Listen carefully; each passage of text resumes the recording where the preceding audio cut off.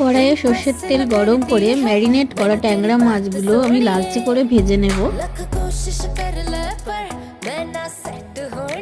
গরম তেলের মধ্যে এক এক করে কুচনো আলু, কুচনো শিম, কুচনো বেগুন এবং ফুলকপির ডাঁটা কুচনো ভালো করে ভেজে নেব। তাতে করে রেসিপিটা অনেক বেশি সুস্বাদু হয়ে উঠবে। তেলের মধ্যে কালো জিরে ফোড়ন দিয়ে টমেটো দিয়ে কাঁচা লঙ্কা দিয়ে একটু সওতে করে সামান্য পরিমাণ জল দিয়ে দেবো।